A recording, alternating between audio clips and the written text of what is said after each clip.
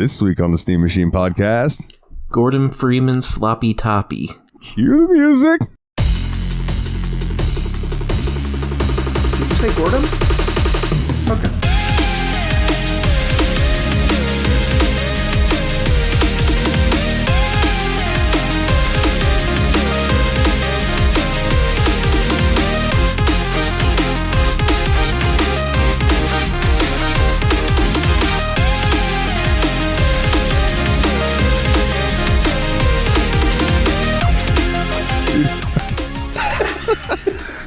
Welcome back to the Steam Machine podcast. My name is Dalton, and Willie, I am leaving that in so people can just hear it kind of behind the music and wonder what you said. Yeah, anyway, my name is Dalton, and joining me as always are the Destructo Bros themselves. Hey y'all, it's Nate. Hey, it's Willie. Nice to meet you. Or welcome back. Or nice to meet your back. Yeah, nice to back your meat. Hey. I mean, what? Nice. There it is, winner. Yeah, man. And this week, it's like we wanted something else to get us through this semi-charmed half-life. Baby.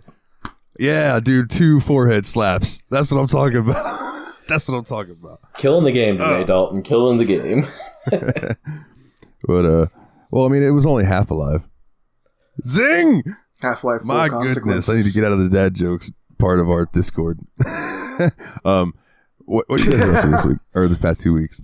Yeah, so like I've had a pretty busy couple weeks. So like I ended up having a trip to Seattle for my new job, and one of my favorite things, because like whenever I talk to somebody from Seattle, I love to do this just to get the reaction.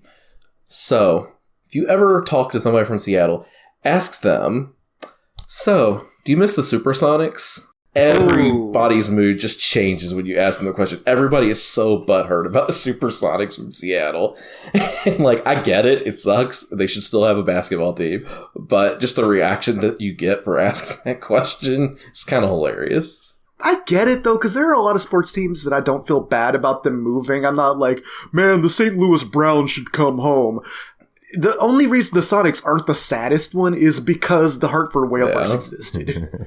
Speaking of hockey teams, too, though, like nobody seems to care up there that I talk to, at least, about the Kraken. And I think I know why. So, I mean, it's a pretty new team. They don't have their own homegrown players it's a new yet, team, right? But ticket prices up there for games are already ridiculous. They're already charging what the Predators charged after they went to the Stanley Cup Finals for tickets. Like, you remember when we first moved to Nashville, you could get to a Preds game for like $20. They haven't gotten to have that experience like we did. They built a lot of like fan base when they did that with us, like now it's impossible for sort of Preds fans to go to Preds games, but it's all.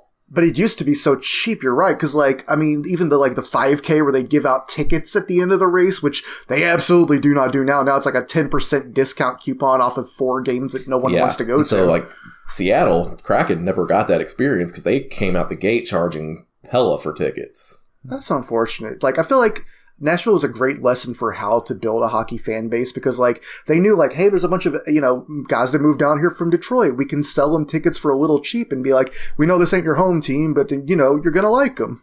And, like, once you've got people in the stadium, like, honestly, once you've been to a hockey game, you want to go again. It's one of the best fan experiences in sports. Yeah, I got to go when I was up visiting Ryan, and it wasn't NHL. It was the AAA league or whatever it is, you know what I'm saying? Like the AHL? It might have been AHL. There's NHL is the top level. AHL is like AAA, and then there's ECHL, which is like the next one down. I wish. If you remember a team name, I wish I could tell you. I think it was the Rochester.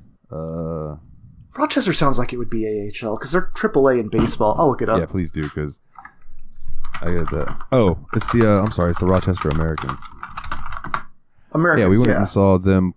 Yeah, that's it. That's AHL, so that's like the next level down from the NHL. So I've been to a football game. I went and saw the Jaguars play once, and they won that day, so that was cool. That's a rarity. And then I've been to like a basketball game, and I've seen some other sports stuff. But dude, going to that hockey game was the coolest fucking experience that I've had at a sports event. I can only imagine too, because like AHL being basically minor league sports games are so much fun to go to. Like, if you've ever been to a minor league baseball game, those are a blast. Yeah. So I can only imagine like a minor league hockey game just being full of the drunkest, most rowdy idiots and having a great time. Oh yeah, Ryan brought a hat. He goes, and I was like, "Why do you have a hat?" He goes, "Dude, because if they score 3 points tonight, it's a hat trick. Everybody's got to throw their hat on the court or on the ice." And I was like, "Really?" Yeah. He's like, "Yeah. Sometimes it takes like 10 minutes for them to clean up all the hats." I was like, "That's tremendous." Although a couple of teams have different traditions than a hat.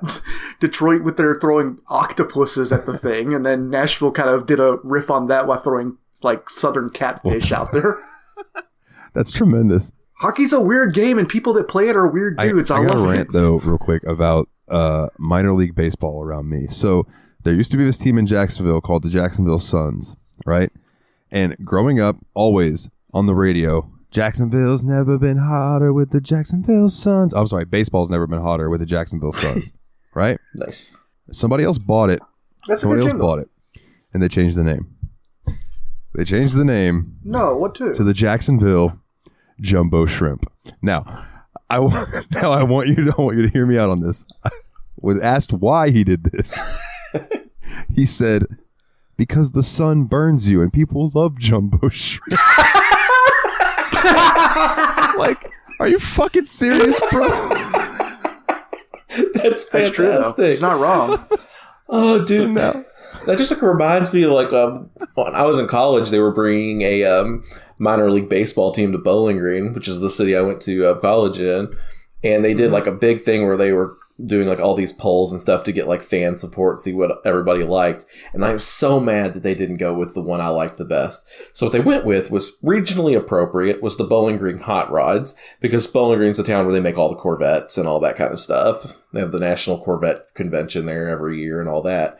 But I really wanted them to go with the Bowling Green Bluegills, because then you had the BGBGs, and that just would have been so good. yeah, I agree. BGBGs. Yeah, dude, because think about the marketing you could do with that. The fucking license the Bee Gees. And people love weird minor league teams, people that don't live nowhere near Montgomery or whatever will buy Montgomery Biscuits hats and shit, Huntsville recently got a team they called the Rocket City Trash Pandas with a raccoon mascot. That's so cool. Dude, and you can't forget the Toledo Mud Hens. That's such a good name too. That's a tremendous name. Yeah. Let's see. Sorry if I was talking over anyone there. My Discord was going in and out, and I have no idea if you guys can even hear me. I can hear you now. Yeah. It's like that commercial. Okay. That'll be a fun edit, Dalton. Oh yeah, I'll just make a note of the time. It's all good. Oh Jesus Christ, I'm coughing anyway. So I gotta tell you, this week, boys, I loaded up. I've been playing a lot of WWE 2K22, right? And I will give them credit that they have released a lot of updates to fix things that were wrong.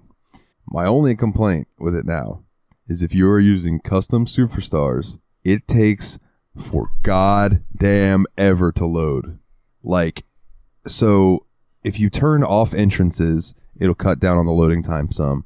But I had a match where it was one of my created dudes versus Seth Rollins, right? And Seth Rollins is in the game, so he's not created. It's turned entrances off, and I hit start. I hit play, right? And I started the timer on my phone.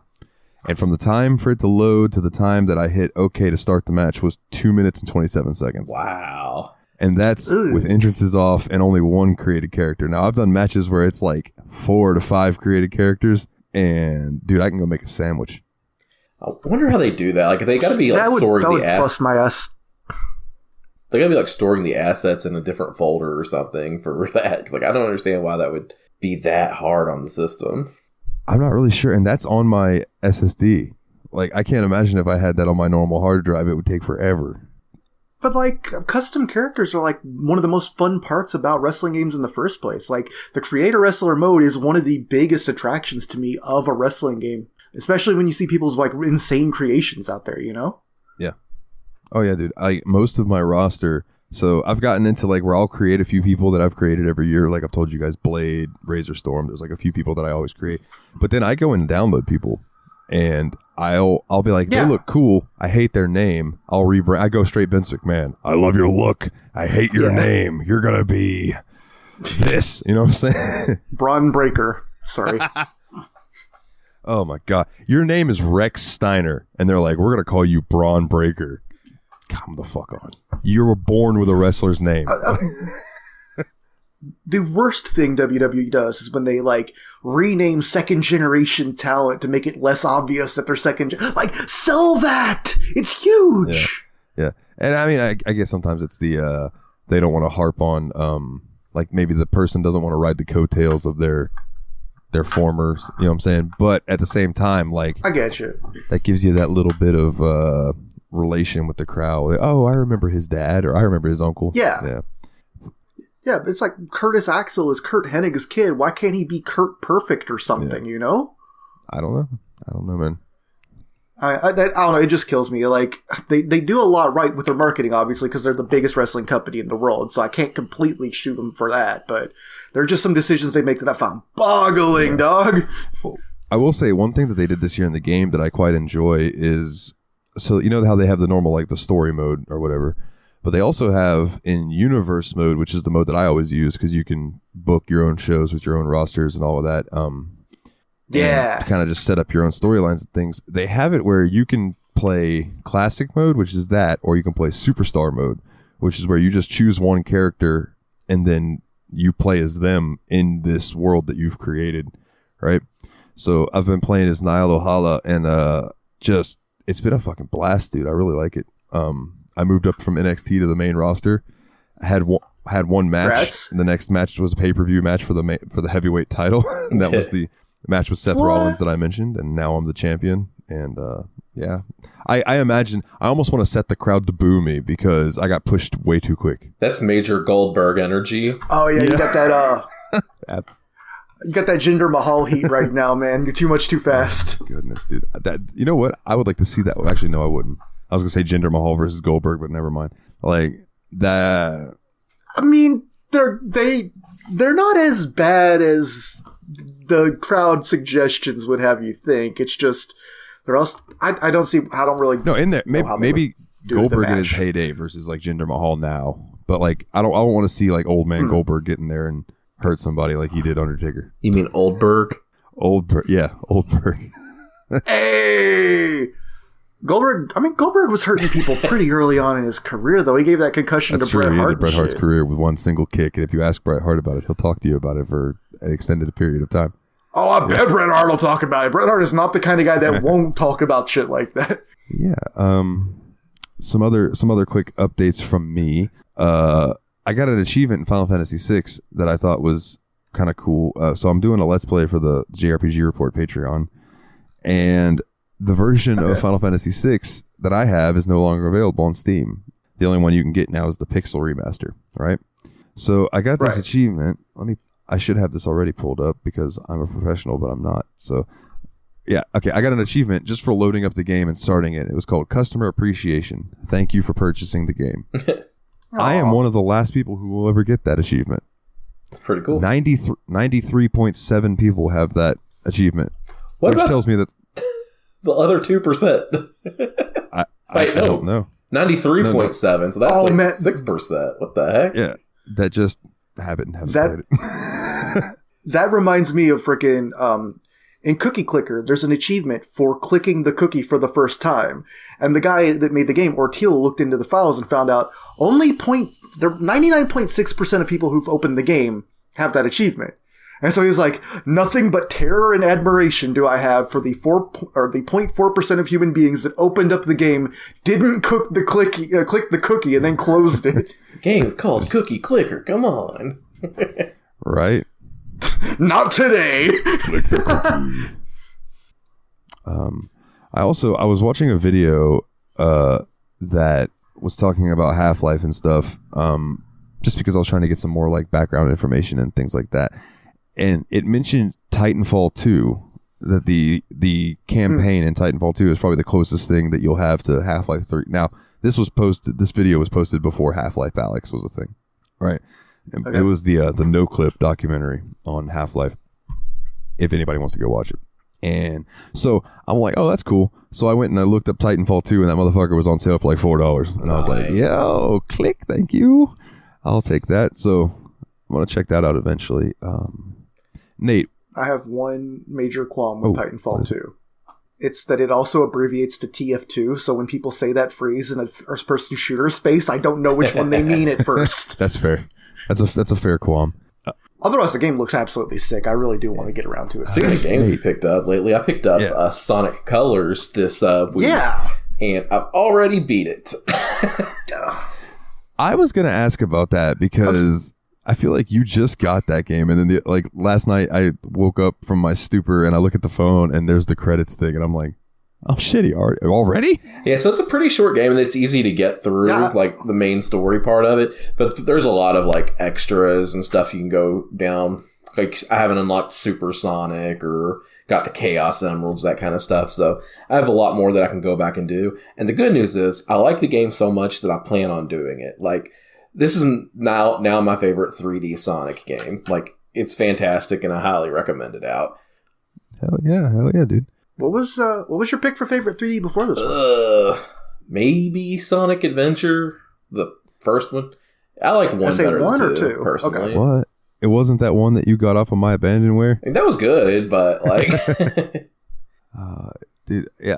Yeah, I liked Sonic Colors a lot. I got it for the Wii when it came out. I did loan Nathan my copy of it, but it's the year 2022, and it's not really all that easy to play Wii games if you haven't kept a Wii U hooked up this whole time. And there's no reason to keep a Wii U hooked up this time because all the good games that came out for it came out in improved versions for the Switch at this point. Like, what were our main favorite Wii U games? I don't know. Mario Kart 8, Splatoon, and Super Mario Maker. All of those are just on the Switch. Why do you need a Wii U? Oh, wait. Splatoon 2. Oh, wait. Yeah. Let me run through this real quick. The community Factory Sealed Fantasy Critic League. It's been a minute since we got a big update on that. Roster. I don't know if I mentioned this last episode or not. My last game I got was Digimon Survive. Nice. You love Digimon. I do love Digimon. And I'm still iffy on the Callisto Protocol, but there were some screenshots of it released that I shared with this group. I'll share it in the Steam machine too. Yeah. That they are fucking creepy looking, dude. Very heavy Dead Space vibes because it's by the people who made the original Dead Space. And that game is really I know Matrix already did, but holy shit, this game is showing off what Unreal Engine 5 is capable of. And it's still slated to come out this year, so fingers crossed. Unfortunately, I got a big fat 0 for Starfield because that game got delayed till next year, and I can't drop it because it was counterpicked by somebody. Oof. So I get a 0, they get a 0. At least they wasted their counter pick. Well, unfortunately, it was Oregon donor Jeremy from Oregon, who's the one who hasn't drafted anything since. So not really taking out a rival. It just fucked me, and then just whatever. So there is a slight chance that Jeremy from YABSPOD could win this, but I still have hope because he's got like 3 games on his list I'm sure are not coming out this year. Yeah. So we'll see though. Although he does have Shredder's Revenge, and I keep seeing things about that's getting closer to being released. I'm not afraid just because Elden Ring turned out to be for you like if the BFG 9000 and the Queen from Chess had a kid. Like, it is the ultimate weapon. Yeah. Unfortunately, if I didn't take that Star Wars The Old Republic DLC, I'd be sitting pretty right now. But, I lost 8 points there, so... Yeah, I mean, I get it though, because the phrase "Old Republic" is a really tempting phrase. Yeah. Like, it's got to be a good game. Those words. I love that MMO. It's just sad that expansion just didn't do what it was supposed to. I'm trying to see if there's any releases that have come out. A Memoir Blue released for Mike, and it got a 72, so he got 2 points. I don't even think I know what Memoir Blue is. He posted today that the game replaced that he had on his list got delayed, so that he got a 0 for that. But he got an 88 for Destiny 2: The Witch Queen. Nice expansion. So he got his fucking 18 points from that, which is that's good. Let's see. Medallion Queen. She doesn't like when people use her name, Steph. You dick. Martha is Dead. Oh yeah, we have to talk about it. I still have to bring it up because it got a 69. Nice. Ghostwire Tokyo 77. Evil Dead the Game 74. That is somehow better and worse than I thought it was going to get. The first few reviews for Evil Dead were trash. Like, isn't it like another game that's kind of like what's the name of that game? Just tell me. Dead by Daylight. Dead by Daylight. Thank you. Yeah, Dead by Daylight, it's another game like that. 4 versus 1. But apparently, like, you get guns and stuff in it, so I might be a little more into it than Dead by Daylight, where it's just playing hide and seek and not get killed. What idiot called it Evil Dead the Game and not Dead by Dawn? That's literally a phrase from those movies! And then she had Kerbal Space Program too, but that got delayed. So she got a 0 for delayed, that. sad. And I don't think she realizes that she can drop that because it's not counterpicked, but... We'll see if she listens to the podcast and hears you say that. She doesn't. And let's see. Hey, Madokin, keep it in your thing. I believe in you, mainly because I just want that to come out sooner, because I would like to play it. Trek the Yomi got a score. Philly G has Trek the Yomi. It got a 71, which seems real low for that. That's like the Kurosawa-looking samurai game. The whole thing's in black and white. It's really stylized looking. It looks. I watched PlayStation Access stream it, and it looked fantastic. I don't know. My best guess is maybe it got unfavorable comparisons to Ghosts of Tsushima, which was also a Japan set game that had really cool like directorial style. That's possible. Yeah, Ghost of Tsushima. Whew, I hope that gets brought to PC eventually. Fuck. I swear, that game is so beautiful. I don't even really know what the game is about, but I will look at screenshots people take of it any day. Oh, and here's one that I want your guys' opinion on, because I think you guys have more, like, you had a Wii, so you might know a little bit more about this than me. Nintendo Switch Sports got a rating. I have no idea where this is going. Got a 72. I can see that because, like, I know that a lot of people were not happy about how the Mii's look. There was such a big... Because Nintendo fans are goobers, but there was such a big backlash on the way the characters look in the game. But it seems to me that it's probably too similar to the original Wii Sports, which honestly I don't think plays well in 2022 when there's just so many different options now. That makes sense. I think that is weird though that they're mad about the Mii's, because it's like, why are we protesting Switch Sports? Because it doesn't use the models from the Wii version. Why are we protesting Sword and Shield? Because they use the models from older versions. Fuck off, Nintendo fans. This sums up video game fandom. Right. It's probably not the same people. I'm probably conflating things, and I like Nintendo games too. I'm just being a dillweed because sometimes complaining just comes off as really goofy. I think it was you that coined it. It was like, I wake up. Sometimes I said, well, I woke up and chose violence, and you were like, I think you just woke up and chose not being able to tolerate idiots or something like that. You said something along those lines. Today was one of those days that I woke up and I was in the bathroom and I'm scrolling through on my phone on Facebook, and I'm in this group called RPG Sanctuary, and someone was just being a real cunt, and I let them know that they were being a real cunt, and I ended up blocking like 12 people on this comment section. I should just stop clicking comment sections. Like, seriously, I really should. Like, I should just enjoy the post for what it is and not click comment sections. But I did get a 24-hour ban from activity in groups on Facebook for calling them a cunt. Even though that when I called them a cunt, they were being one? They were being one. I mean, and Facebook sent me a message and they were like, hey, this goes against community standards, so we're not even going to post it, but here's a warning. So, okay, whatever. And then they decided to ban me anyway, I guess, because they were like, oh, we've put this guy in Facebook jail for stuff like this before. Wait, it's that Dalton again. It's me. He was seen near the fight. We gotta put him in detention. Story of my life, son. Story of my life. Oh, believe me, I've been listening to old YABSPODs when I'm at work and stuff. I haven't quite caught up yet, and that has definitely been a running theme. For sure. So I thought of you guys this week, or really this past whole month. I've been playing through Edge of Eternity, and I won't say it's Dragon Quest XI good, right? I'm not going to go that far, but it's the same style of big sprawling open world-esque RPG. It's made by French developers, but it's definitely a JRPG style. Really, really fucking fun. I think you guys would really enjoy it. That sounds awesome. So it's like just big adventure fun time? Pretty much. Like, you're this character, and then like now I'm with his sister, and you're kind of like roaming around. I haven't gotten any more of the party members yet, but it's just these big, open, beautiful landscapes, you know. And when you go into the battle, it's like you can do that thing where you attack them first, and you can get the player initiative type thing, right? I love that, yeah. But the battle takes place where you're at. Like, so it'll transition to a battle, but you're still on the same spot you were in the map. So, like, if there's a chest over to the left that you haven't opened yet, you'll be able to see it. And you'll just be like, oh, I need to go get that after this battle's over. And then you can run over there and snag it. Didn't Trails do that? Yeah, in a sense, yeah. Trails did. I guess Chrono Trigger is probably the game that I really associate with that seamless transition between combat, or between overworld and combat.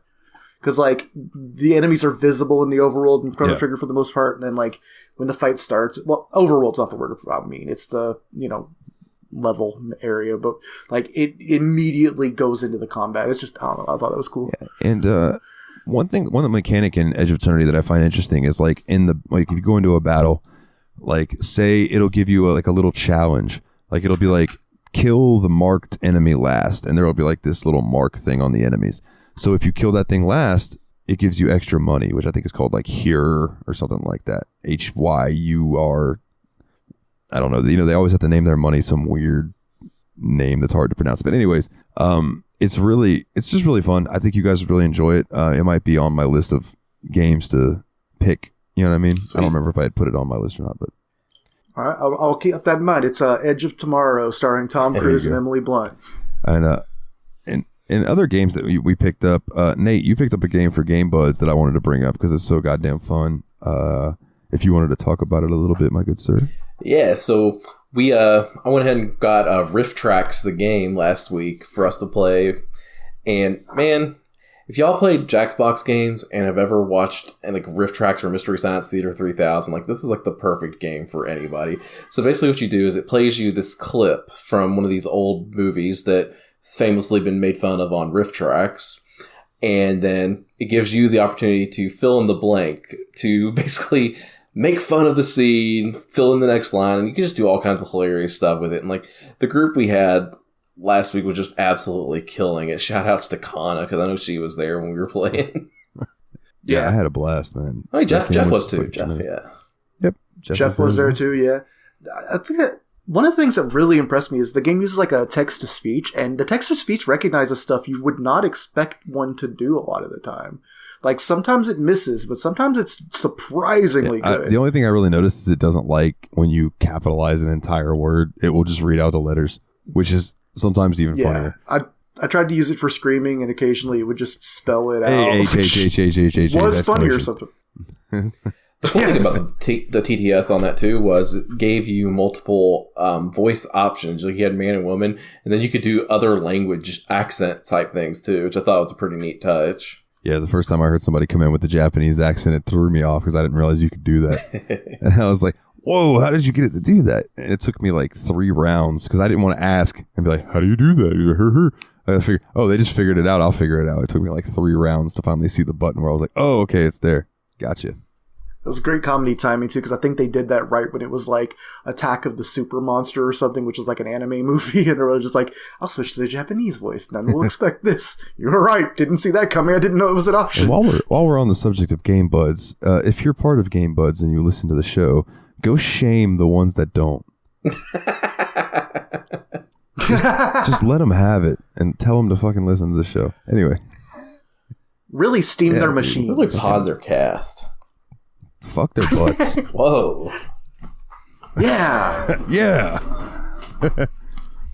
Okay, boys. Is there anything else you'd like to touch on before we dive into the game of the week? Yeah, I got one more thing. This is almost a transition topic, though, so I was waiting until you guys were out of stuff. But I've seen recently, I was watching a video by Matt McMuscles, and at the beginning of it, he had a preview for this upcoming movie that has been kickstarted successfully called FPS First Person Shooter, the definitive FPS documentary. This is looking really good. Like, they've got so many of the important people in first person shooter history to do this comprehensive documentary on the history of it. Like, they've got, John Romero, John and Adrian Carmack. I don't know why I said it like that because they're not related. They're just both named Carmack, which is crazy. They got like Ken Silverman, the guy who basically made the build engine that, like, you know, Duke Nukem and Shadow Warrior and Blood and all those are built off of. They got professional players like, I'll scroll down real quick, like Thresh, who was the guy that invented WASD controls, and Valkyrie. They got, like, YouTube people like the Angry Video Game Nerd is in it for some reason. Hell yeah. Like, they brought, like, pretty much just a ton of people here and, like, really picked their brains and interviewed them about this stuff. And it's like, I don't know, like, I love early FPS games, and obviously that's what we're working on this week, so that's super awesome. But, like, this is going to be a really good movie. I'm really looking forward to it. And they've already hit their funding goal by, like, 4 times over, with an expected release date in December this year. Oh, yeah, man. What was the name of that one more time, if people wanted to look it up? Yeah, absolutely. It's called FPS First Person Shooter, the definitive FPS documentary. That's rad. I will definitely check that out when it comes out. I love gaming documentaries. Yeah, I left a link to it in the show notes if you wanted to link it in the description. But if not, don't worry too much about it, because if you just type First Person Shooter, the definitive FPS documentary, I'm sure you'll find it. Hell yeah, man. It's like, I'm just so impressed they got all those people with so much historical knowledge from so many branches of the, like, it's not just like an id-centric thing. They got, like, Valve people. They got, like, Apogee people. They got, like, professionals who never actually worked on a game but played the game for a living. Like, it's going to be cool. Yeah, it's always interesting to, like, get the well-rounded, like, the people who worked on it and then the people who have, like, played the shit out of it. You know what I mean? It's always... Yeah. And speaking of games that people have played the shit of, I personally know people who have played our game of the week this week, which is Half-Life, in their youth for years, and that was like the only game that they played, right? Half-Life and the mods there within that we'll talk about later. But since we're going to be getting into Half-Life, I do have some O-dubs for us. Half-Life is a 1998 first-person shooter game developed by Valve and published by Sierra Studios for Windows. A lot of people seem to forget, just real quick, that Sierra published the first Half-Life. That is wild, yeah. I'm so used to thinking of Valve as self-published, like, as a publisher these days. Like, I mean, they're more of a clearinghouse for media than anything else. Yeah. It's fucking strange, man. It was Valve's debut product and the first game in the Half-Life series. Players assumed the role of Gordam Freeman, otherwise known as... Gordam Freeman? A scientist who must escape the Black Mesa research... We're going to have to explain that, don't worry, right? A scientist who must escape the Black Mesa research facility after it's invaded by aliens. The gameplay consists of combat, exploration, and puzzle solving.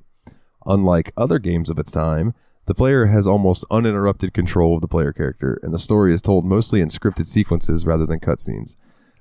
Valve co-founder Gabe Newell said that the team was disappointed with the lack of innovation in the first-person shooter genre and aimed to create an immersive world rather than a shooting gallery.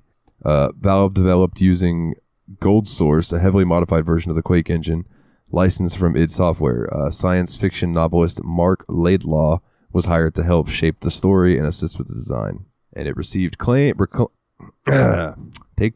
It received acclaim for its graphics, gameplay, and narrative, and won over 50 PC Game of the Year awards. It's considered one of the most influential first-person shooter games and one of the best video games ever made. By 2008, it sold over 9 million copies, and it was followed by the expansion packs Opposing Force and Blue Shift, which I'll touch on a little bit later, which those were developed by Gearbox Software. And started to develop an extended FPS universe here. And if Gearbox Software sounds familiar to you, it's because they did Borderlands, Duke Nukem, Alien Colonial Marines, Brothers in Arms. Like, they've done all kinds of stuff, but they're mostly known for Borderlands. And this also Half-Life got ported to the PlayStation 2, which I did not realize. I thought it came out on PS3 in the orange box, but I guess that would have been Half-Life 2. Yeah. I didn't realize it did come up for the PS2. And the PS2 came with an expansion that was exclusive to that at the time called Half-Life Decay, which I think people have made available to play on PC these days because, you know, PC gamers are not going to have that shit. Nope. And then one other thing we'll touch on. You could pry our terrible console exclusive package or expansion packets out of our dead hands. We will play map 33 of the Xbox 360 version of Doom 2, even though it's awful. Right. And another thing I will touch on a little bit later is the Black Mesa remake. Yeah. So I'm curious, did either of you have any previous experience with Half-Life before going into this? No, this is absolutely my first time playing it. As a game, no, I'd never actually played it. I have watched some stuff about it, including like a comedy video series that I'm going to have to end up talking about sooner rather than later. But no, I never directly, personally experienced any Half-Life games other than other games that used this engine like Portal. Okay, that makes sense. Yeah. It's like I've played some Source games, but I've never played Half-Life or any of the games in the series. Not even the VR new one. That's pretty much the same with me, man.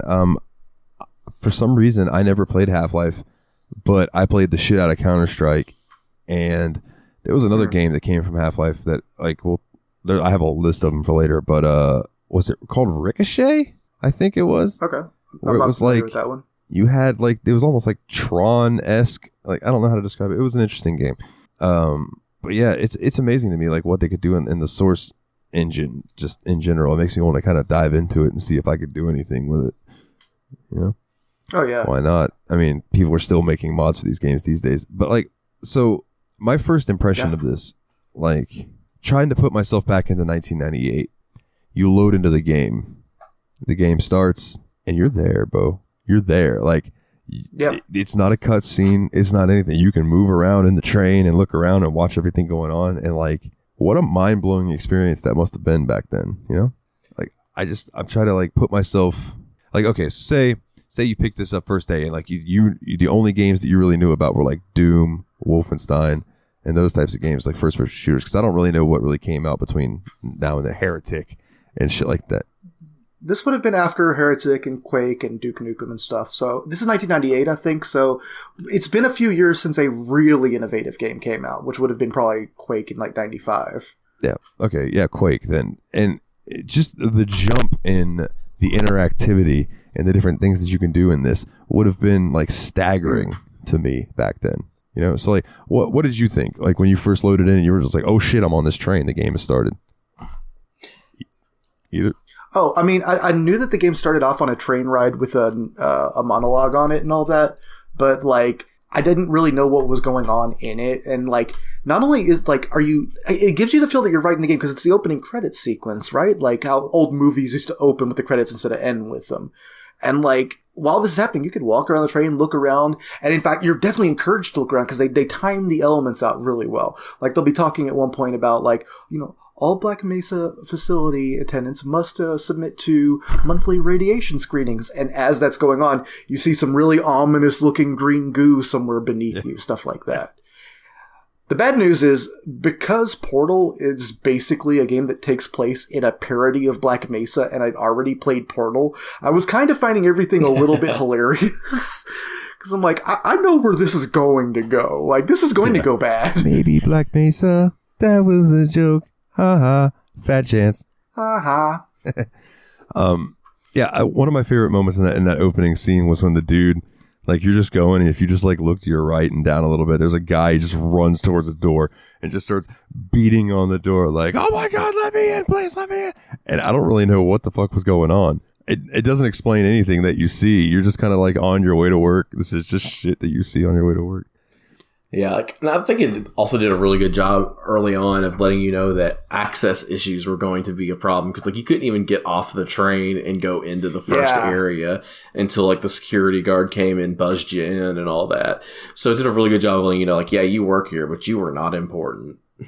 Yeah, for sure. Yeah. And you know what's interesting about the original Half-Life is that, so the AI for your companions and enemies and everything, they can only do, like, one thing at a time, right? So they cannot talk and move at the same time. That's why they'll walk and they'll stop and they'll look at you and then they'll talk and then they'll keep walking.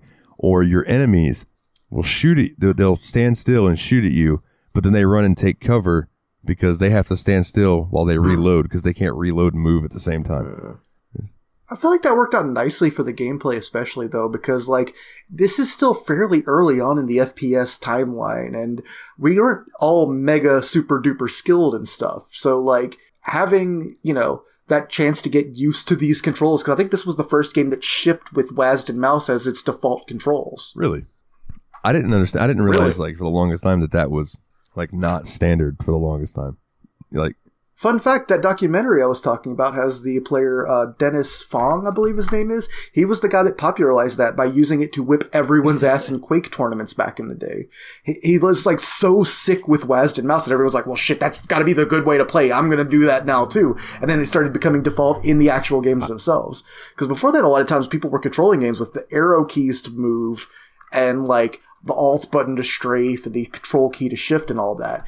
And he was like, no, mouse look, use your fingers in like an arrow key shape, but it doesn't make sense to use your arrow keys because that's too far over. So you use the WASD. And like that became the dominant paradigm in not just first person shooters, but eventually all first person games. I don't know if it'll let me lift it up high enough, but that's why now, WASD is red, just like the arrow keys. It's just so strange to me that that wasn't a thing at one point. And I think that's really like changed the direction of like keyboard and mouse games in general, because like now that everything is set to WASD, like when you're playing a game, like usually like your F key will do something, your E key will do something. You just have to move one finger off of your arrow keys essentially now to perform a different action. And it gives you a lot more availability to do actions than you had back in Doom and Quake, because now it's just so much easier to access so many more different functions. Yeah, you're not having to reach across the whole keyboard to do so, which is nice. Yeah, because that 1993 Wolfenstein keyboard layout is really awkward compared to just the simple perfectness that the WASD has, you know? Like, also your fingers are even closer to the number keys, so you can switch weapons more easily. And then you have the complete opposite of that, which is what my buddy Dustin, shout out Dustin, found out when he loaded up Arma 3. And I told him, bro, you're going to learn your keyboard real well, because I would say every key on your keyboard does something in Arma 3. Kill me. Like, it is a legit first person. I made us play Kerbal Space Program last time, and I'm still terrified of games like that. It is a simulation, bro. I have not gotten past like the first level without putting on God mode, because you take like 2-3 bullets, you're toast. But on the same vein, your enemies take 2-3 bullets, they're toast. So you just gotta get good, scrub, I guess. And I'm just not good. But I did like the pacing in the beginning, like. And it's very funny to me, too, like when you're walking through the hallways, there are like 3 scientists that you see about 100 times. Right? Yeah. And that's absolutely just hilarious to me, because one of those doctors that you talk to who you see like 1,000 of in Half-Life 2 is just one guy. Nice. So it's just funny to me that like they were just doing what they could with the models that they had back then, you know what I'm saying? And kudos to them. They didn't need everyone to look different, because it was such a minute detail, right? Yeah. And I have a note about these guys, because you could go up to people and hit E and talk to them, and they would follow you, right? Scientists would heal you, and the security guard guys would like help provide covering fire and stuff for you. Scientists healed you? Yeah. Yeah, they'll give you 25%. I had no idea. That would have been nice. You don't just obsessively talk to every rando you run in video games? I made a note that when I'm having people follow me and they would just stop running for no reason and be like, I'm not going a step further, they caught a bullet to the head. You sure are, buddy. Yeah, exactly. I'm like, oh, okay. Well, then I'm going to just shoot you before an alien comes and eats your guts. Yeah, you did them a favor, honestly, because if they're still that far down in Black Mesa, they're not getting out at that point. Yeah, for real. And it's fine. I'm a nerdy doctor. I'll take on the entire United States military. See? I'm with the science team. We're gonna go to the surface, eh? We're gonna get a helicopter, eh? And you're gonna find a rocket launcher, eh? Up there, because everybody's just got a rocket launcher laying around. I will say that like the AI and the having them follow you and things like that is one of the areas that this game didn't age great. Yeah, it's very, the good very news clear to that, though, is it wasn't necessary in too many spots. I can only think of like 2 times off the top of my head where you really had to get somebody to follow you somewhere. Yeah, and it was usually, you just needed to clear the pathway. Yeah. And there was one instance where I needed the security guard to follow me through this doorway to come over to this other area to just open the next door, right? It was on surface tension, I believe, up there and all those. And I had killed an enemy that died in the doorway, and he just would not step over it, right? Dang. So I had to get him to follow me and take him to the other side of the room, go back over there, launch a fucking grenade and blow that enemy to smithereens so it was no longer there, and then he would walk through the doorway and follow me. Bet you wish you had some of that Skyrim corpse bothering technology. Yeah, dude, I wish I point. could have just picked that motherfucker up and chucked him out of the way.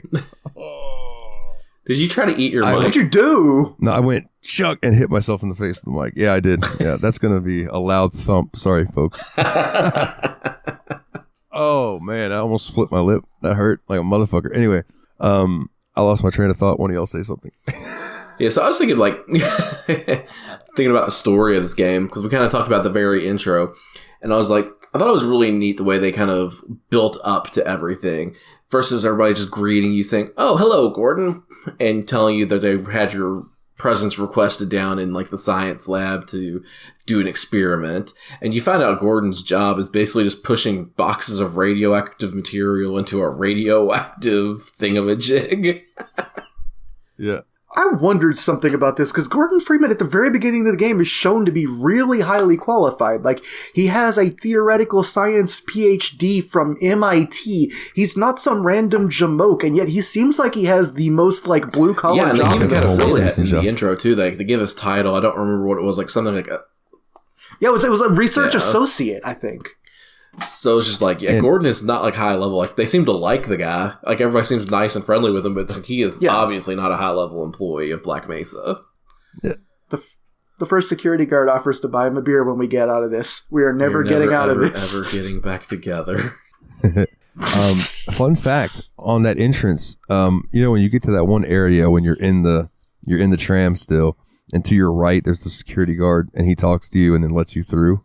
So in Half-Life Blue Shift, which is one of the, like, expansions for it, you play as that guy.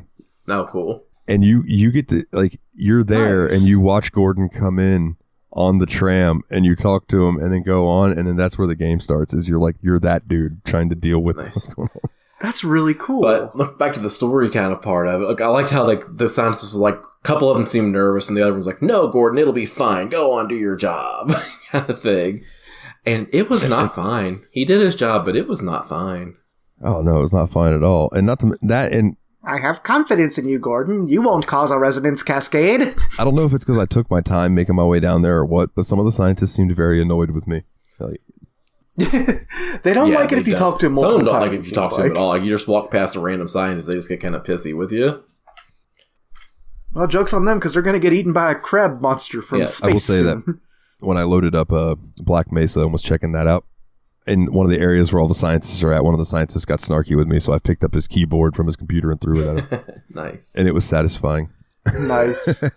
But yeah, the way that Perry, this shit casual. It builds, like, it seems very mundane in the beginning, you know what I mean? Until it's not. He's just showing up to work. And then when it's almost like the like a reactor failure, almost like whatever happens, they open up this fucking portal to this other world, and these fucking creatures start coming through. That's where basically the game starts, is that boom, now you're in this alien infested underground lab. Yeah. And it's up to you to kind of get out, because everybody's like, "Gordon, you got to get out of here. Get us some help."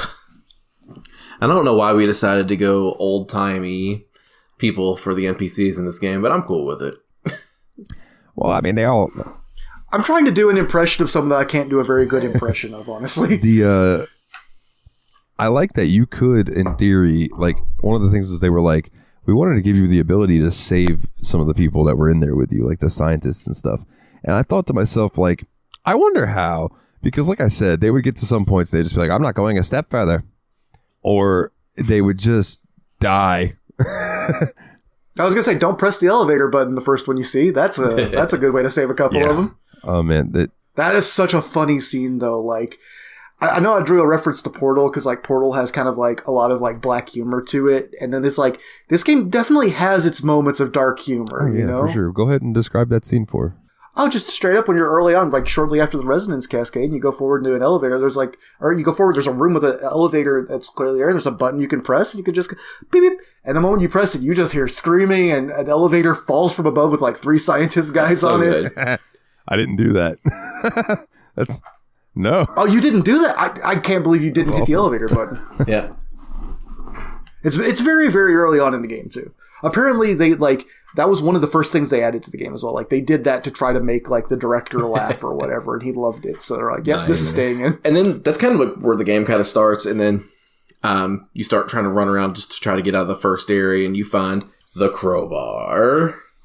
Yeah. So you finally have a way to start doing things, and it kind of does a good job of leading you around to get to where you need to go next. So you see you have this crowbar here. You're like, okay, this has to be for something. So you find out that you start running around hitting stuff with it, and you're like, you hit the glass out of this door, and you're able to go through the bottom corner if you crouch and walk through it. So I thought, I was like, oh, that's why they gave me the crowbar. So it does a good job of leading you and showing you the mechanics of what you're supposed to do with the game. Yeah, like you... Oh, go ahead. I will say... Oh, go ahead. Damn it. Okay. Well, I liked, too, that like they would put crates in your way that like obviously you couldn't jump over. Yeah. But if you just started whacking them with your crowbar, they would just be break apart in front of you. And there's, oh, okay. So then you start thinking about that, too. Like, it's like, oh, okay, so you can use this. There might be areas that you don't, you can't see, but if you break the boxes away, there might be something back there. Or the like the air vent, having to break in the air vent, same way the glass and stuff. Like, it was very cool the way they kind of, like you said, kind of just led you to figure that out. Yeah, not only does the game do a good job of teaching you element by element early on, but like, I know I'm kind of jumping the gun and going into level design, but I tend to get lost really badly in true 3D first-person shooter games, and I feel like this game had really good navigation. Like, the levels were was it very linear? Yeah, but like, I feel like it was really easy to navigate and get to where I was supposed to be going. Like, I never felt see in a game really like this, I appreciate the more linear design. Like, I don't think it was super linear because like there were things you could do to explore, but the fact that it was kind of clear where you were supposed to go next saves a lot of frustration in a lot of points in games. Like, I think I mentioned this to you guys that I think that Jedi Outcast wanted to be this game and failed. Mm-hmm. I think a lot of first-person shooters that came out after this game, now that I've played it, the fingerprints are all over so many. Like, Doom 3 wanted to be this game extremely hard, too. It's just in different directions. Like, the way the narrative storytelling is done through environmental elements and people, you don't... Doom 3 is like, oh, you're going to look at audio logs all day. This game is just like, no, a guy will talk to you for 2 seconds, and then you go forward. You will see what is happening. Yeah, for sure. And I really quite enjoyed, like, the fact that there was only like maybe 2 or 3 spots that I had to look up a guide, but it was because I was just clearly missing something. Like, I was just looking over it. You know what I mean? Like, the one area I told you guys that I spent like an hour and a half wandering around, like, what the fuck do I do? And then I go over to the elevator and there's a button next to it that I just didn't see. And that's just me being blind. But I think you're onto something. About Jedi Outcast wanting to be this game, because like early on in Jedi Outcast, there are scenes where it obviously thinks that some game by now has taught you that you need to try to destroy this bit of non-obviously destroyable material, and unless you've played something like Half-Life, you're not bashing things with a crowbar all the time, you know? Yeah, that's fair. So we know there's a lot of good about this game. What was like a level that jumped out to you that was just because I have 2. I have a big main one. And the main one, I think this game is kind of famous for this. It starts off strong, and then there's some points that drag. Yeah, before we can kind of get to that, though, I kind of want to go a little bit more on story beats because, like, oh yeah, please. So basically, that was kind of like the very intro of the game. Then you start like going through the lab, trying to get back to the surface so that you can get out and try to get help or whatever. So basically, the whole time you're down there, you're fighting all these alien-looking creatures, for a better term. Like, you have the head crab, which is obviously the most famous monster in the game, and a bunch of other things.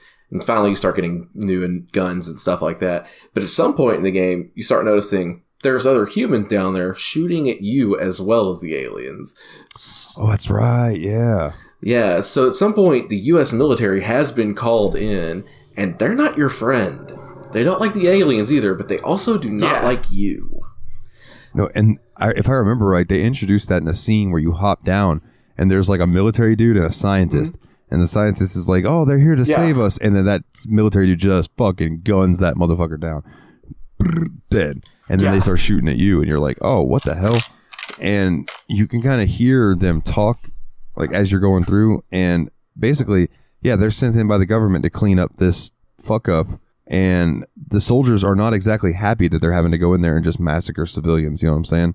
But it's what they were told to do, and it's an interesting dynamic that it throws in. Yeah, and something interesting about the mechanics between that, too, is, like, the aliens and the military start fighting each other too. So like you can kind of walk into an area and there'll be already a battle going on before you walk in. And so those situations, I kind of sat back and ate popcorn, saw who won, then cleaned up the rest, you know? Yeah. If it reminded me of any game, it's a little less like the infighting in Doom, where enemies that aggravate each other will fight. It reminded me of the infighting in Fallout 3, where it's like bandits will fight against, you know, rad scorpions and stuff because they're the top priority. But once that's over, whoever survived was coming after you. Like, it was very factional. It was cool. Yeah, for sure. So, speaking of the aliens, did you have to get grabbed by one of the things on the roof to know what they were? I didn't, but I saw it happen to like another thing in the game, and I was like, I was really good about avoiding them. Then at one point, I was like, "What happens if I walk into this?" I just like the curiosity got the best of me, so I had to walk into one of them. I had after seeing that dude get grabbed, there were a few times where I would just run around a corner and not see it, and run into it and start getting lifted up, and I would just have to really quickly aim up and just fire a couple bullets up, and then they would drop you. My favorite thing about those guys is sometimes they would drop weapons and things to you after you killed them, because they had already eaten somebody else that had something that you wanted. Yeah. That's cool. I kept expecting them to be used for like some kind of transport at some point, so I kept kind of looking around like, could I get up to that bridge if I got grabbed? But I don't think they were supposed to be useful. One of the most satisfying things in the game, so like the M16 that you get has its alternate fire as it launches a grenade, right? Yeah. And I went into this room that had like 6 of those things on the roof, and I just shot this grenade perfectly in the center. It killed all 6 of them in one grenade. And I was like, yes! God, it felt so good. Yeah, I mean, it's not an FPS without an arsenal. So y'all want to talk about the weapons a little bit? Because I feel like that is pretty important. Sure. Yeah, and I have a fun fact about the weapons, so that'll be a good little piece of that, and then we can roll back into the rest of the story beats and stuff. Yeah. So I was gonna say, like, there's a bunch of weapons, and it's kind of weird the way they have it laid out to how you switch between weapons. But I think Willie has something he wants to go into on that piece of it. So I'll just go ahead and list a couple of my favorite weapons, and forgive me for not knowing the names. But one of my favorite weapons in the entire game was the upgraded pistol. I think it was like more like a Magnum from a video game. Yeah. That thing would just, like, if you could get the jump ons on it, that thing would kill things in like 2 shots, as opposed to like the machine gun that took forever to kill, but was the easiest to use. I found myself using the machine gun and the shotgun the most when I was in pressure situations, the Magnum when I could sneak up. But my favorite 2 weapons of the game were both alien weapons. Yeah, son. So one of them was the Hornet launcher. So you find this at the beginning of one episode. It's like what the aliens use that have the arm sticking out of their chest that shoots the hornets at you. You get to use that weapon in the game. And it has regeneratable, whatever the word for that should be, ammunition. So like you can shoot like 7 or 8 shots out of it, then kind of hide a little bit. It reloads itself over time. And you can jump back out and shoot some more. So I was getting a lot of mileage out of that late in the game. And then there's one of I don't know the name of it at all, but it was kind of like an energy rifle, I would say, where you could shoot things from a distance with this beam of light that did a ton of damage. That weapon was great. That was my favorite weapon. That was probably the Gauss gun or the Gluon gun. Did either of you get the little weapon where you like had the grub? I hated that. It was so bad. Dude, I used that thing. I threw a bunch of them out, and it killed the guy, and then they all came at me. Yep. And I was like, what is this stupid? I never used it again. And there were a couple weapons that I never found any use for, like the trip mines. Yeah, I never used those. And things like that. I never had any use for those. But like the M16 with the grenade launcher was my best friend. Yeah. The shotgun, and that ray beam rifle thing was just tremendous. Quick fun fact. The pistol that you get in the beginning, the crowbar does more damage than that pistol. But I believe that. This is a typical useless pistol in a first-person shooter. The moment you have another gun, you don't want to use it again. It is basically for you to pop shots off at things at a distance, and then as you close the distance, whip that crowbar out and beat them to death. I thought that was interesting. I'm like, oh yeah, this fucking pistol is not even as good as the melee weapon. No, it's so bad. But like, yeah. So what about you, Willie? What were your favorite weapons? I mean, I didn't get far enough into the game that I had the whole lineup of weapon. One thing I would like to complain about is that I am terrible at hand grenades at first-person shooters. I will never be good at them. If I may learn them one day. This was not this week. I can't do it. I just can't. I've never been good with them, and these were no different. I never know how far I'm going to throw them. I never know how long I'm going to wait for them to blow up. I never know how to use them in a situation where I don't like have to the drop grenades, on people. actually, because one thing it was really good at doing was scaring the humans. So if you threw a grenade out, they would go, grenade, and start running. So like a lot of times they were too slow to get away from it. Oh. But even if they did get away from it, you were able to pop some shots off at them that they couldn't really do much about because they were trying to get away from the grenade. I would say, and if they're running, they can't shoot back or anything. So, yeah, that's a good strategy, actually. I also thought it was weird that the 3 button was mapped to both the shotgun and the assault rifle, because I feel like those weapons don't use the same ammo, they don't wear a similar niche. Like, I don't get why they were on the same button. That didn't make sense. Like, the Hornet gun, like the alien gun I was talking about, and the rocket launcher were on this same button. I think it was 6. Like, there was a lot of that going on in this game that I really didn't necessarily agree with the way they mapped it out. Ooh, real quick, one more gun that I got that was fantastic, but I didn't ever have like a ton of ammo for it. Was the hand crossbow. Oh yeah, that thing was great. That thing was like one shot kill on most stuff, and you could shoot it underwater. So when you were later on, when you were dealing with those fucking giant mutated fish alien things, like you could have some way to defend yourself other than the crowbar. The pistol actually worked underwater too, believe it or not. I never even tried it. Wow. There you go. How? I don't know, Dalton. I didn't make this game. Well, we'll ask the Mythbusters. Willie, I agree with you that swapping between weapons was kind of burdensome sometimes, because I was doing it with the scroll wheel, me too. right? And the scroll wheel is weird too, because like when you scroll wheel it, you have to click the shoot primary fire button. And God forbid you scroll and forget that, and then you go to shoot at somebody and you just switch weapons. You're like, and then you accidentally have a grenade in your hand. Yeah. Yeah. Fuck. There were definitely times that I fucked myself over doing that. Yeah, for sure. Because you wanted that stopping power of a shotgun shot or whatever, and you're not getting it. So as the game's going on, basically the whole thing is you're trying to make your way back up and get out of Black Mesa, right?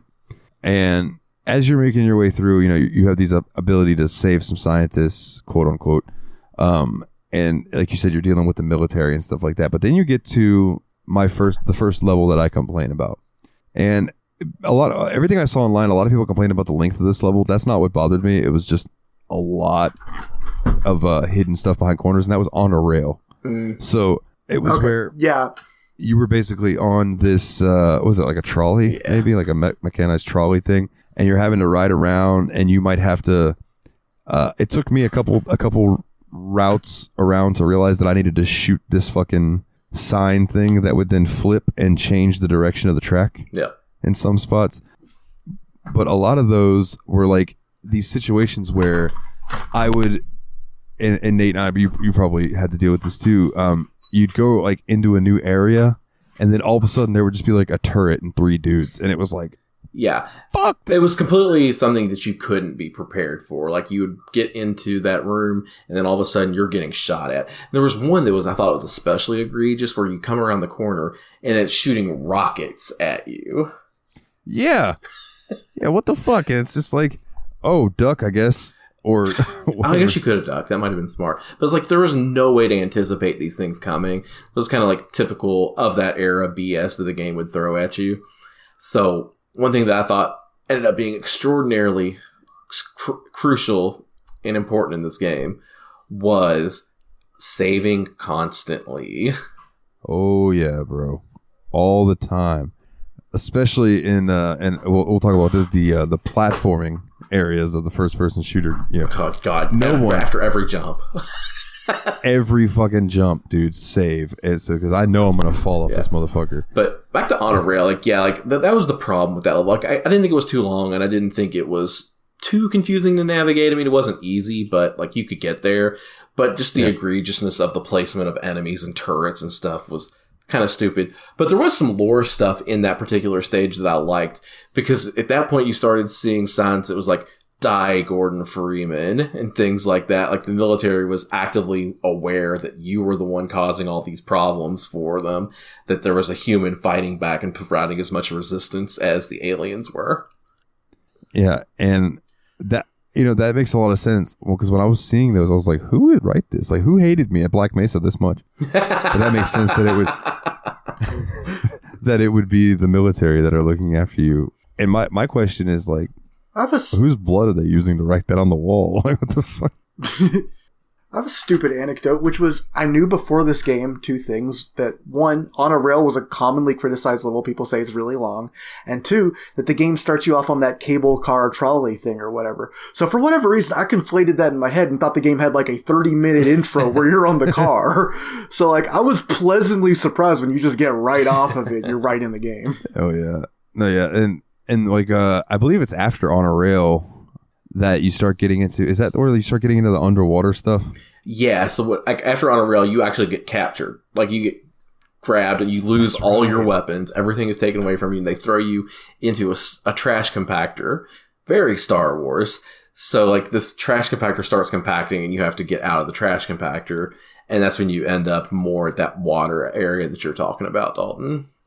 With no weapons to start off. With no weapons, yeah. And once you get out of the trash compactor, you can like climb up the ladder and go to the other side of the room on the big upper thing, and you'll find a crowbar. But like other than that, that's all you got for a long time after that. And then, man, I was in this one part, and I got so fucking frustrated because at the end of On a Rail, or you know what? You know what, Nate? I think it's after the underwater stuff is when you get caught, because at the end of On a Rail, you're on that cart and it just starts going fast as fuck. Or is that the end of Apprehension? No, I don't know. It was one of those where you're on that cart and the cart just starts going super fast and you can't stop it, and you have to either jump off or ride that motherfucker when it crashes off into the water. Yeah, that was at the end of Apprehension before residue processing. Okay, so whenever that happens, you go into that water area. I was stuck and I could not figure out what the deal. I was running all around this fucking area. Turns out the way that I needed to go had some debris. And who'd have thought? You had to fucking crouch underwater to get past the debris. What the fuck? That is a very, this game was made in 1998 type of moment. Dude, when I realized that that's all I had to do, I was so mad at myself. It was like missing. I know you were mad. You typed about it. You were like not having a good time with that. I was so annoyed because it was like, man, as stupid as I felt about that elevator button, I felt equally stupid in this situation as well. But then I think the game kind of has an upswing at that point too, though. I think the levels are kind of a little bit more fun again after On a Rail. And then there's a lot more better puzzles in that section too, where you have to like do timing kind of stuff, where you have to stop a fan and all that kind of stuff. And then I think the next part where the game gets this is the part of the game where I was like, this is a huge slog. It took me like 2 or 3 sessions of playing the game to beat it, was the surface tension level. Yeah. That is my biggest complaint about this game, is how long that level was, because it was enormously long, how much bullshit the game throws at you in that level. It wasn't fun. Like that was because that's the level where they introduce the big buff aliens that shoot at you, and that's also the level they throw tanks at you, isn't it? They throw tanks at you, they throw helicopters at you, they throw the huge aliens at you. It's like, and like the thing about the helicopters really suck because you can kill them, but if you do it, you might not have any ammo left to deal with anything else, and it was just. You can't crowbar the helicopter? So like you remember the part where you were climbing on the part that irritated me the most was probably the cliff climbing section, where you're trying to get up the cliff and there's like turrets everywhere, military guys everywhere, and a helicopter constantly shooting at you while you're trying to get up the cliff. Yeah, that helicopter bugged the shit out of me in that area until I found the rocket launcher. Yeah, which save before you try to shoot it because you're going to miss a few times. Yes, sir. And then not only that, in that one area, so there's an area, I think it's on surface tension. It might be a little later, but I know not too long after surface tension is where you go into the alien world, so it has to be surface tension, where you're running along this area. It's almost like a dam bridge, right? That's also on surface tension, just to remind you how long this level is. the tower that you have to get. So that's the level where I sent you guys the screenshot, where there was a guy across the bridge back the way I came. So that laser rifle thing that we were talking about, its secondary shot, you could charge it up if you held it, and the gun would and just get louder and louder, and then you could blast it in like that would take down a helicopter in like 2 of those shots if fully charged, right? Okay.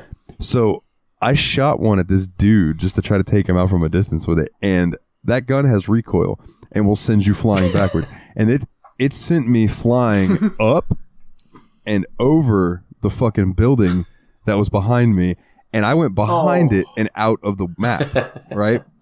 So I'm now like, oh shit. So I walked forward, and it walked me forward, and I walked through some glitchy looking shit, and then I was on top of the building that I was standing. I'm looking down, and I'm like, dude, I hope it doesn't kill me when I jump off this fucking thing. So I ended up having to jump off the top of that into the water, because I needed to go over there anyway to get up that tower on the ladder and everything. But luckily, while I was up on that building, the giant evil fish monster that was in that water would surface every now and then while it was swimming around, and I saw it. So I just stood up there with I think I used the crossbow and just waited till it would surface, and I'd pop a couple shots into it until I killed that motherfucker. Then I dove in the water. Smile, you son of a bitch. Yeah, and that's also the level that had not one, but two minefields in it. Oh, God. Do you know that I ran through both of those minefields and didn't step on a mine one time until I had finished what I was doing, and then I was retracing my steps to find something else and blew the fuck up, had to do it all over again because I forgot to save. Oh, no. Yep. See, what you need is a box full of wind-up rabbits. I'm not putting my mouth on that. Hey. But after Surface Engine, man, I gotta say, this game gets weird. I was going to ask what you guys thought of the alien dimension stuff, because that is very controversial. Yeah, like, you end up going through a portal into the alien world, right? So, my biggest... Well, real quick, before that, I just want to say, the first-person platforming to get into the portal to go into the alien world almost made me quit playing this game. No, I was going to actually bring that up, because eventually you get this thing called the long jump apparatus, or whatever it was called. And the control to do the long jump was you had to press crouch, let go of crouch, and press jump really fast. So it was like a really awkward timing thing to do the long jump. And it just did not feel good. It really didn't. And there was necessary parts where I had to save after every single jump in order to make sure I made it to where I wanted to. The problem with Gordam Freeman's long jump is that he does not yell "woohoo" when he does it. I didn't play the tutorial level, so I had to look up how to long jump. The long jump was in the tutorial. I had to look it up because when it was like, oh yeah, just you're gonna have to use the long jump to get through this part, I was like, how do I? So there was like, I shift, run, jump, walk, jump. I tried everything, and then I just finally looked it up, and I was like, wait, you have to be running and then hit crouch, let go, and then hit jump really quickly, and then you'll do a long jump. That's weird. Yeah, not intuitive or good feeling. I would have rather like double tap your space bar. Or just give me or just put it on Z. Just give me a different button for it. I don't know. I feel like in general, we generally speak about how platforming typically doesn't feel great in first-person shooters and stuff, but I felt like even in the tutorial in this, it felt like you had to jump a lot later than you thought. And that became a really big problem on some of those narrow platforms in the alien world that you had to jump to. Specifically that one where you had to make your way up. Actually, it was during the final boss fight, not to jump too far ahead, but during the final boss fight, Nate, did you get hit with that, green? It shoots portals at you. Yeah. And then it puts you at the bottom of that fucking tower. You got to climb your way back up. Dude, I have 15 saves that are just stages of me getting up that fucking thing. Yeah. But the thing about the alien worlds, I thought they did some neat stuff in the alien world stuff. I didn't hate it completely. I wish that it would have relied less on platforming for those parts. Yeah. But there was a part where you go into this factory for the alien world. The alien world is called Xen, I believe. Xen. Yeah. And so you go in there, there's this alien factory where all the Xenons are working. Yeah. And so they don't even really pay attention to you. You can walk past a ton of aliens and they won't even attack you because they're just too busy concentrating on whatever job they're doing, which I thought was a really neat touch because you're just getting on their elevator, they see you, but they don't care. You just continue down the path from there. They just get to the test chamber, Gordam Freeman. And this is where you get a couple of real bosses, I feel like, because there's one level called Gonarch's Lair, where you fight what is essentially a giant head crab. That was a ridiculous fight because it was multi-stages too. Yeah. And Man, that was one fight that like I died a few times in the second stage because I feel like when if I remember correctly, and correct me if I'm wrong, in the first area you're fighting it, it's kind of like a more open area, and when you go into that second area, it's very much smaller, more small area, and it's like smaller area, and there's a hole in the middle, right? If I remember correctly, you can fall down into. Yeah, I believe so. And then in the third area, you have to fall down into the hole and shoot up at the thing till it falls down in there with you. Yeah. And then that's where the end of the fight takes place, is in that room. And yeah, dude, that was an intense fight. I really quite enjoyed it. Yeah, like, that was that was a highlight, actually. It was like one of the better boss fights I've seen in an FPS in a while. Yeah. I was going to say, boss fights in FPSs are hard to get right, because either they're goofy puzzles or they're just like way damaged, spongy versions of normal monsters. It was damaged, spongy in a lot of regards. If you had explosives, it went by a lot faster. So if you could throw a grenade and not get hit by it while it gets hit, that was a pretty good tactic against it, especially in that last phase where you're in the ground with it. But you say that about FPS bosses, where they're usually like that. I say the final boss is like that. Yeah. And speaking of the final boss, like all of a sudden Half-Life turns into Earthbound, because the last boss is just this giant alien baby thing. Yeah. And you had to shoot. There was like these 3 orange crystals powering it up on the walls, and you had to shoot those to destroy them. And then like the baby's head would open up, and there was like this weird portal brain thing. Yeah.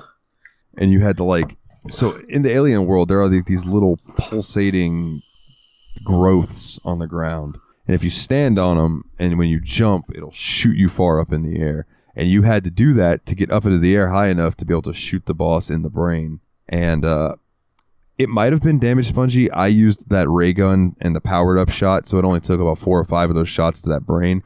But man, having to dodge all the shit it starts throwing at you, and then it sends you in that portal, like I said, where it sends you into that fucking Tower of Doom, where you have to first person platform your way up this big ass fucking thing to get up back into the fight. And I hate first person platforming. I think in my notes I have hate first person platform. Yeah.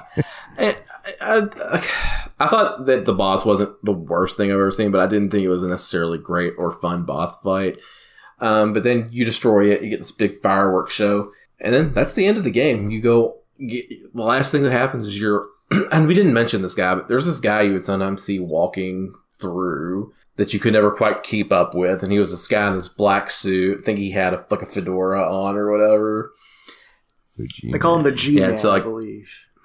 He's just a mysterious government-looking figure guy. Yeah. So like when you finish the game, you're just now, much like you kill the giant alien and everything, you're on a train with the G-Man.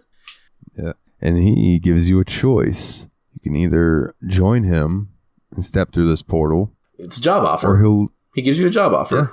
And if you don't take it, he's just going to leave you there. Yes, like the job offer is, Gordon, you were able to take down an entire alien race by yourself.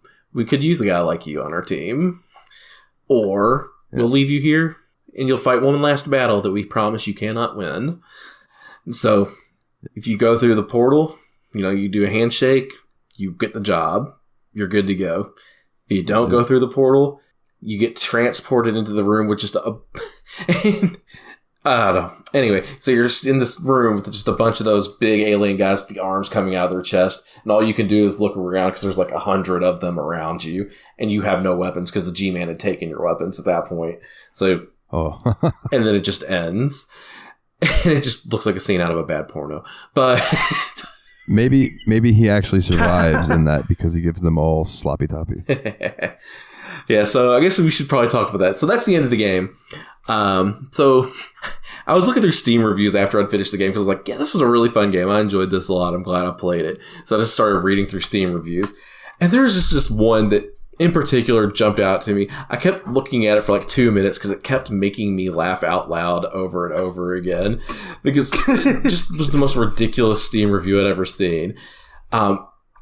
This phrase is a cogito hazard, dude. This is some SCP shit. Once it gets in your brain, it never leaves it. This is a review on Steam written by the account. Account name is Jerry. His profile picture looks like a little weird hand-drawn MS Paint Pac-Man.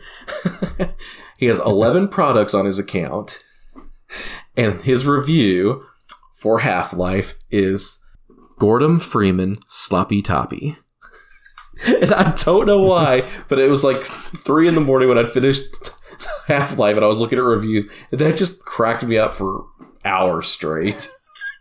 Gordam Freeman Sloppy Toppy. Yeah.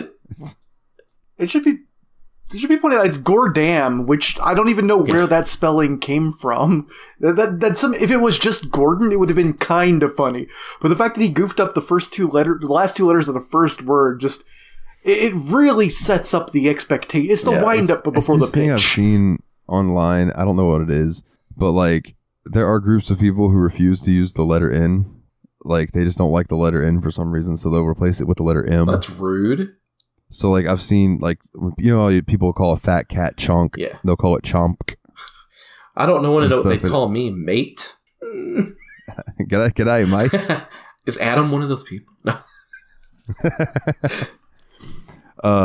So I have something interesting that I pulled up. So Half-Life spawned a lot of mods, right? And Half-Life spawned a lot of mods that turned into other things. Like, for instance, Counter-Strike. When I first loaded up Half-Life and started shooting people, I was like, this seems very, very familiar to me. And then it clicked with me. Oh, that's because I've put hours and hours into Counter-Strike, and that's where this originated, or that's where Counter-Strike originated, was this. So I have 2 lists, and these lists are not complete, so there are more than this. But I have the list for the source version and the gold source version, and I'm not going to go into details of all of these, but like, I will just name them off. And this is for Half-Life and Half-Life 2. Keep that in mind. Just to give you an example of how many mods are out there for this game. Yeah. For the source version, 1187, Age of Chivalry, Awakening, Battlegrounds 2, Black Mesa, which was turned into a retail game, Black Mesa Azure Sheep, Casualty Effects, City 14, City 17, Episode 1, City 7, Toronto Conflict, Coastline to Atmosphere, Combined Destiny, Day Hard, Dear Esther, which is turned into a retail game, Dino D-Day, which was turned into a retail game, DIP RIP, Dystopia, Entropy 0, 1 and 2, Fake Factory Cinematic Mod, G-String, Gary's Mod, Gary's Eclipse Mod, Eternal dude. Silence, GoldenEye Source, Gordon Freakman, Guard Duty, Gordon Freeman Sloppy Half-Life Toppy. 2 Aftermath, Half-Life 2 Dawn, Insurgency Modern Infantry Combat, Lambda Wars, Lost Squad, Minerva. Let me scan over some more of these. Neo Tokyo, No More Room in Hell, Opposing Force 2, Perfect Dark Source, Portal Stories Mel, Portal Prelude, Portal the Flash version map pack. The Stanley Parable started as a Half-Life mod. Damn. Star Trek Enterprise Temporal Cold War. Looks like Xenoclash was originally planned as a mod then made into a retail game. And then like for Gold Source, there's even more of the ones that you would recognize. Absolute Redemption, Action Half-Life, Afraid of Monsters. Action Half-Life was supposed to be huge back in the day, but I never got a chance to play it. I've heard it was awesome though. I've never actually heard of it. People said it was like, I think it was like a really great multiplayer mod. Speaking of Counter-Strike, which was turned into a retail game by Valve. Black Ops, not Call of Duty Black Ops, but just a game called Black Ops. Cat Life, Crack Life, Christmas Life, Cry of Fear. Oh, Cry of Fear. I did not realize that's where that came from. Day of Defeat. Huh. Let's see. Paranoia, Ricochet, Shaft. Oh, looks like that was canceled. Wait. That's one bad video game.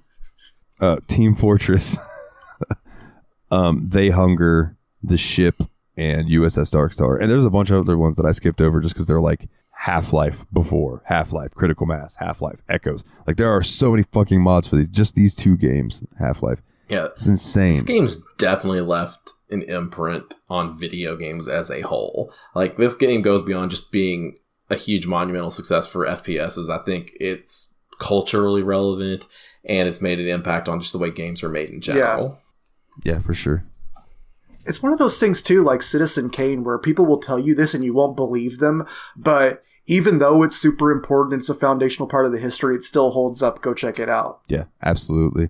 And I think, Half-Life 1 revolutionized first-person shooters the way that they came in with Half-Life 2 and revolutionized physics in a shooter. You know, which is going to be interesting when we get to like Half-Life 2 and it's got like the gravity gun and stuff like that, you know, which I think like that gave way to, oh God, what's the name of the shooter series? Very dark aesthetic. Oh my God, damn it. What the fuck is it called? Give us a hint. What's it about? Like a dude. Painkiller. Cool. That's. I was trying to think of like I was gonna say you're like a dude in a trench coat style thing, but then I was like, no, that's like Hatred and Portal or Postal, and that's not. But Dude, no, we cannot possibly get Postal and Portal. I know they're one letter off, but they're very different first person games. Has the nail gun. Painkiller. Okay. Where you could shoot people and nail them to the wall. Oh, that's right. Like in different, and I think that probably came from things like Half-Life. You know. Yeah. Those ideas. That's the thing about Half-Life 2 is like it's not the game that I was expecting, to be perfectly honest. Like I was expecting a much more physics oriented game, something that did a lot more different kind of things with the world around it. Kind of more Portal-y in a lot of ways. Yeah, the physics puzzles were more like push the boxes until you've made a little staircase. So it didn't quite hit where I thought it was on that, but that didn't take away from my enjoyment of the game as a whole. Like it just turned into a different experience than what I went in expecting. Hell yeah. And I said this in the chat, and I'll say, like, I'm interested to when we finally, and I think we should wait a while, but like when we finally get around to playing Black Mesa, which is the remake of Half-Life 1, because I believe that they remade it in the Half-Life 2 Portal 2 engines. So, you know, it's a lot prettier. I'll tell you that much. Yeah, you sent some screenshots of it. It looked great. Yeah, it should be fun. So if you guys were going to give this a rating, what would you throw at it? Yeah, so like I said, I really think this game has a lot. It did a lot for video games as a whole. And I think it aged well, but not perfectly. I think it's still a very fun game, but it does have those issues that we talked about earlier in this show. So for me, it's a great game, worth playing, but the parts that did age poorly aged poorly, but for the most part aged well. So I'm going to give this 8 Gordam Freemans out of 10 Sloppy Toppies. Of course you did. I have to agree. You said that. I was thinking a solid 8 Sloppy out of Toppies. I will say if we were reviewing this game when it came out and we gave it anything less than a 10, we should be hit with crowbars.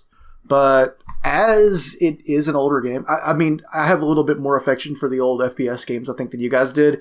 And I still think this was fantastic. I didn't finish it, so I'm missing some of the later levels that may have brought it down a little bit for me. But I'm going to go ahead and give this one a full 9 crowbars out of 10. Yeah, I think it's interesting that it didn't hold up as well as, like, I think Portal did, because we all came out of Portal being like, holy shit, this is the best.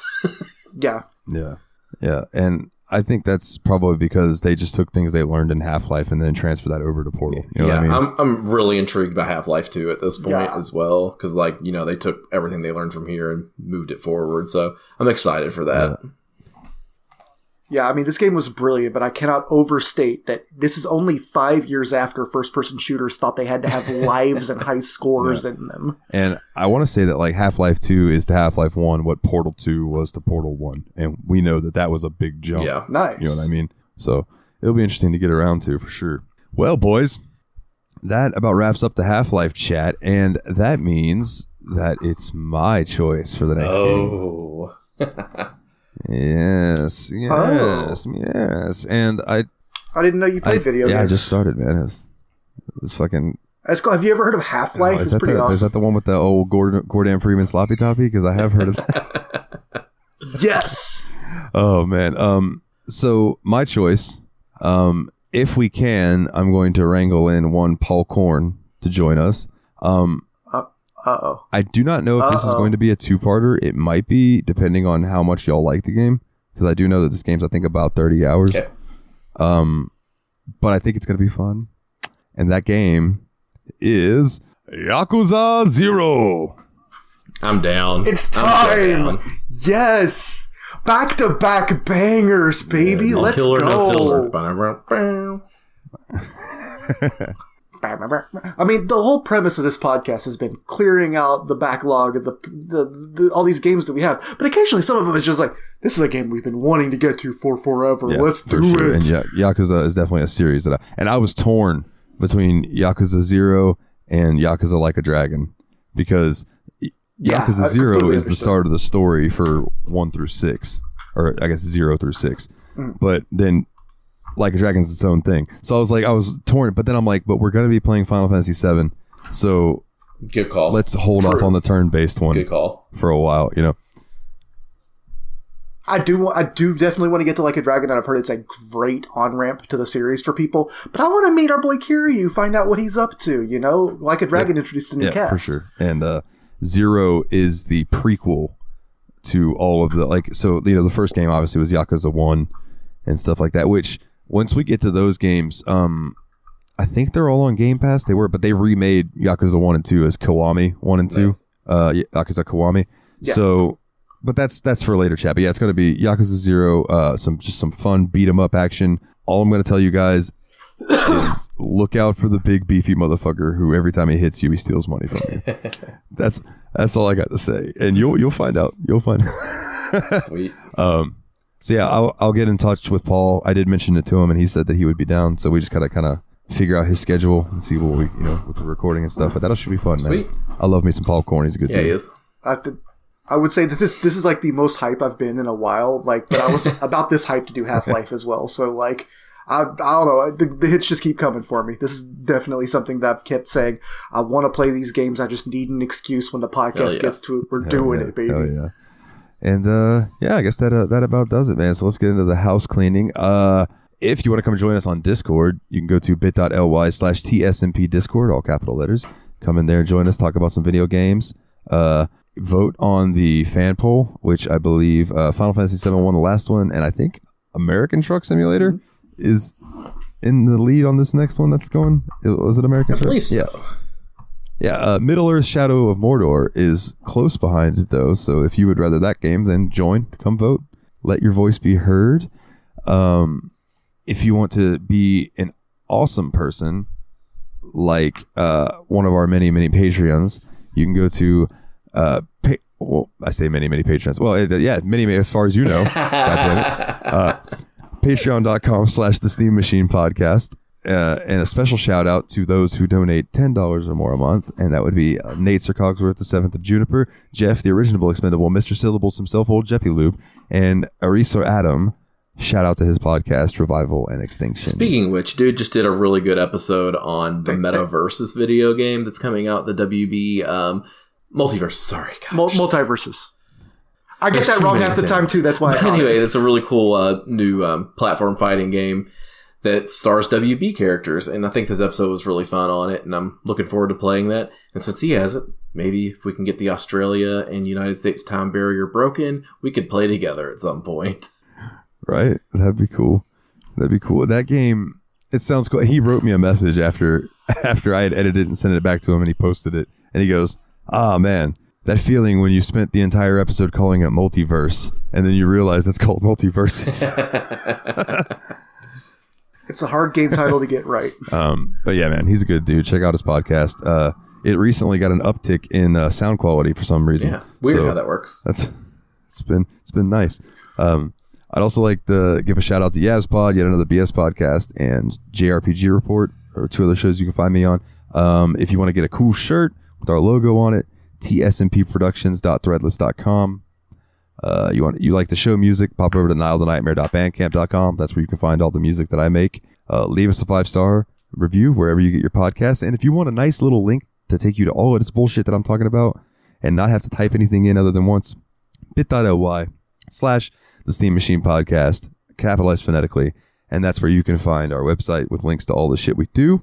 And Nate, I'm going to let you plug the new social media account that we have, my good sir. Yeah, we are now on TikTok as well. We're releasing some of the stupidest clips that we say out loud and putting them to video and putting them on TikTok. So it's been a pretty fun time. You can find us there at, I'm going to let you guess, but it's the Steve Machine Podcast. So come follow us on TikTok. It's been kind of fun putting together those videos for us up there too. So it's been pretty cool. I like it so far.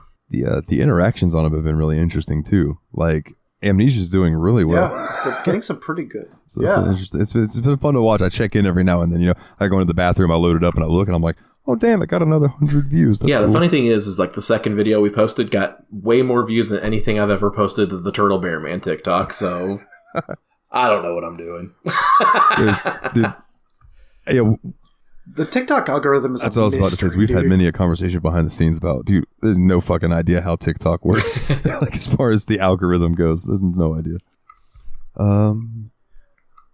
I do have a plug this week. I know I don't always, and I did plug the FPS documentary earlier, but I have one thing I definitely think that while we're on the subject of Half-Life, I'd like to call out, which is a show that originated on Twitch and it got moved over to YouTube called Half-Life VR, but the AI is self-aware.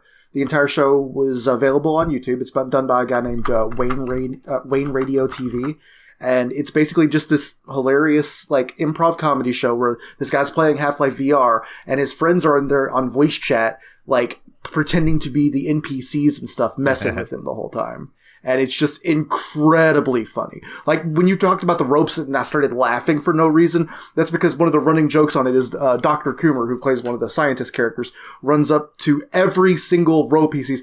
Look, Gordon, a rope. We can use these to traverse. And it immediately gets grabbed by it. Help me, Gordon!